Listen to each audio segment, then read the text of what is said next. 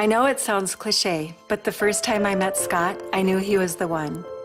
We got married in 1978 when I was only 19, and 39 years later, he still takes the time to text me every morning just to say, I love you. Together, we've been blessed with 4 amazing kids and 2 beautiful grandchildren. Scott absolutely adores each of them and somehow has found a way to be their hero and their biggest fan all at the same time. My husband is a man who always puts others first, and when you see him, he'll make you feel like he's been waiting all day just for the chance to talk to you. He makes us laugh, tears up during movies, and is the most genuine man I've ever met.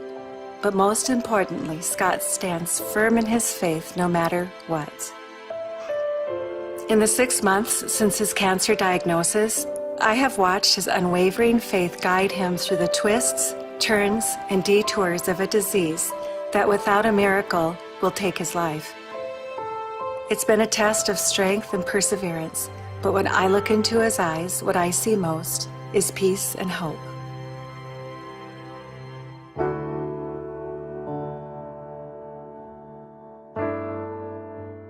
It's an honor for me to be here, and I'm really, really sorry. Thank you for what you've been going through. But Scott, I just want you to know how much God loves you, and I just think that it's amazing that you're willing to talk about this, and if God can use this story in some way to reach somebody else, really that's what you want. So Scott, you're 60. You know how old I am? 60.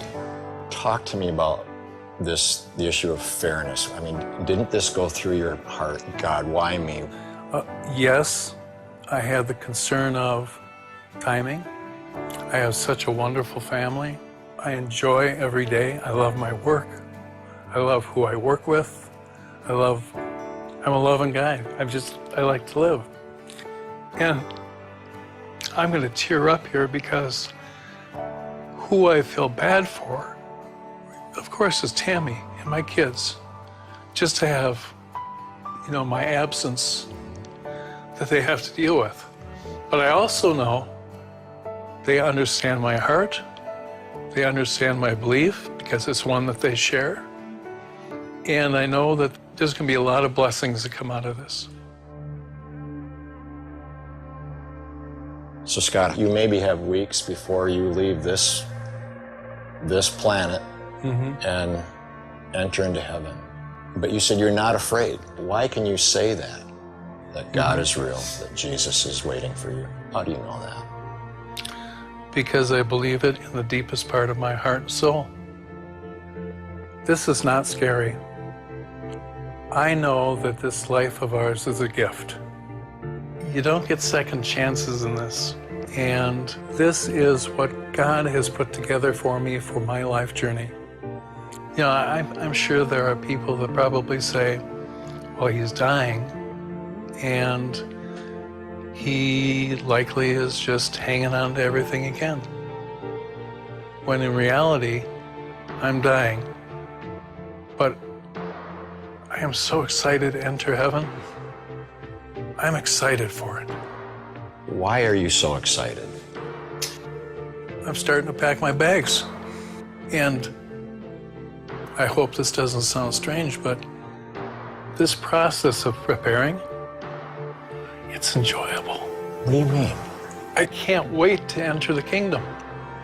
And where that confidence or knowing comes from, I don't have a profound knowledge about that. All I can say is, I know what my salvation is. How can that not be exciting? Tammy, how about you when you hear Scott talk about this is his time? This is what God's plan is for Scott. I mean, how do you respond to what he says? It took me a while, honestly. It took me a long time to accept, probably even the last 4 or 5 weeks, that he's dying. You have total faith the family's going to be fine because God's going to be there for us as much as he is for you. But I have to say that it's horrifying. And after you're gone, I don't know what I'm going to do or who I'm going to be. you guys are going to miss me and time's going to run a little slower. But do you realize our time on earth Yeah. Boom. Boom. is a blink of an eye? That's right. And we're going to be reunited? Yeah. In reality, life is short. Yeah. We don't wish it away.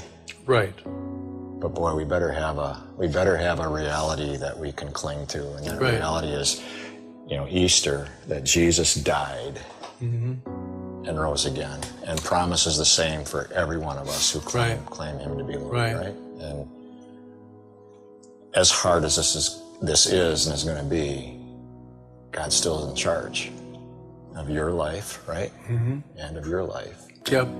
Exactly.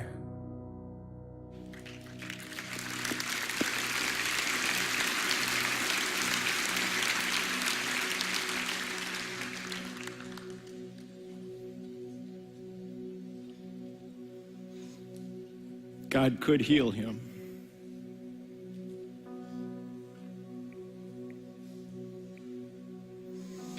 But the reason Scott isn't afraid, the reason he's almost excited is because he's known God all his life. And this event, this passing, is just a step where he'll see God face to face, but it's just a continuation of the relationship he's had with him all life long. And if you don't have that, start. Ask God to come into your life. Get to know Him. Here's what I'm hoping for this Easter, that hundreds of you will find what Scott has: forgiveness of every sin, a relationship with God that will lead you and carry you and comfort you all through life. And then the promise of life beyond the grave. What a deal. Who wouldn't want that?